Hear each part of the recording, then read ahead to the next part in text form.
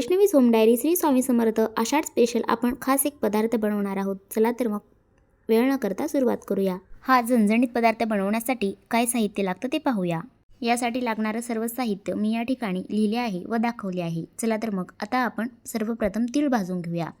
या ठिकाणी मी तीळ छान असे भाजून घेतले आहेत आणि तीळ आपल्याला अगोदर भाजायचे आहेत आणि खसखस नंतर, कारण खसखस भाजायला जास्त वेळ लागत नाही। आता तीळ आणि खसखस या ठिकाणी छान भाजून झाले आहेत, आपण काढून घेऊया आणि शेंगदाणे भाजून घेऊया। छान असे शेंगदाणे या ठिकाणी मी भाजून घेतले आहेत। आता खोबरं भाजून घेऊया। आता भाजून घेतलेले सर्व जिन्नस आपण थोडा वेळ साईडला ठेवून देऊया, म्हणजे ते थोडेसे थंड होतील। आता कढईमध्ये थोडंसं तेल घालून घेऊया, म्हणजे 1-2 चमचे, आणि छान असं कांदा परतवून घेऊया ह्यामध्ये। आता कांदा छान परतवून घेतला आहे। कांदा छान आपला या ठिकाणी लालसर असा आपण परतवला आहे, भाजून घेतला आहे। आता कांदा आपण खाली कढई ठेवून देऊया, म्हणजे कांदा थंड होईल। कांदा पूर्ण थंड झाल्याशिवाय आपल्याला मिक्सरला काढायचा नाही आहे। या ठिकाणी आता हे भाजून घेतलेले सर्व साहित्य आपण पल्स मोडवर एकदा मिक्सरला फिरवून घेणार आहोत।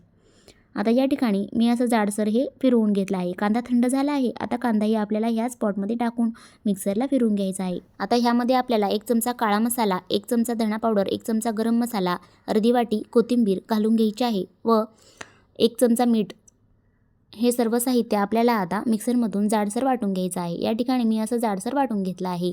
आता आपण बेसन तयार करणार आहोत। त्यासाठी आपण या ठिकाणी 4-5 हिरव्या मिरच्या व 4-5 लसूण पाकळ्या मिक्सरमधून छान असं वाटून घेतलं आहे। कढईमध्ये तेल टाकून हे वाटण छान परतवून घेतलं।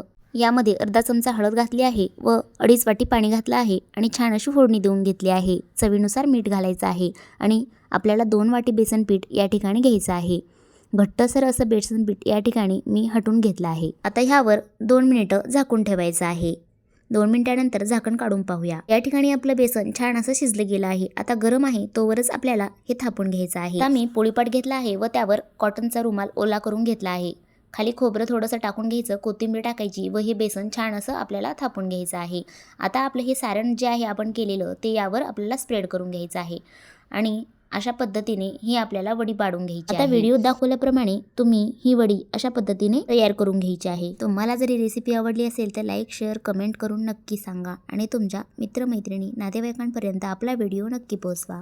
आता आपण या ठिकाणी ह्याच्या छान अशा छोट्या छोट्या वड्या पाडून घेणार आहोत। आता तुम्हाला हव्या त्या आकाराच्या छोट्या मोठ्या तुम्हाला जशा आवडतील तशा वड्या आपण या ठिकाणी कट करून घेणार आहोत। मी तुम्हाला हे सर्व साहित्य 4 माणसाला पुरेल एवढं सांगितलं आहे। आता मी या ठिकाणी ह्या वड्या कट करून घेतेय। तुम्ही पाहू शकता आपल्या वड्या इझिली कट झाल्या आहेत आणि छान अशा निघत आहेत।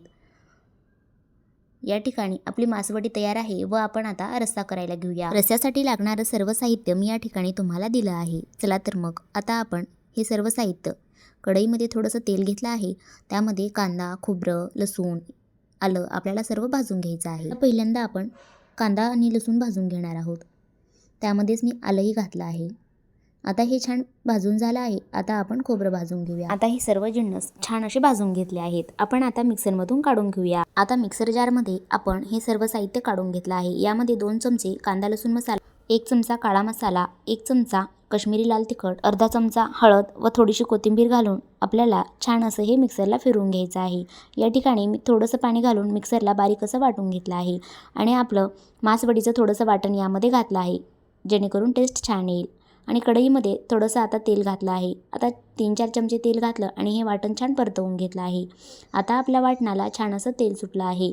आता आपण गॅसवर पाणी ठेवलं होतं गरम पाणीच आपण या ठिकाणी रस्स्यासाठी वापरणार आहोत, कारण गरम पाण्याने आपली टेस्ट जशी आहे तशीच राहते। या ठिकाणी आपला रस्सा तयार आहे आणि खाण्यासाठी मासवडी रस्सा तयार आहे। ही रेसिपी तुम्हाला आवडली असेल तर आपल्या चॅनलला लाईक, शेअर, सबस्क्राईब नक्की करा। परत भेटू अशा छानशा रेसिपीसह। तोपर्यंत काळजी घ्या, मस्त रहा, बाय।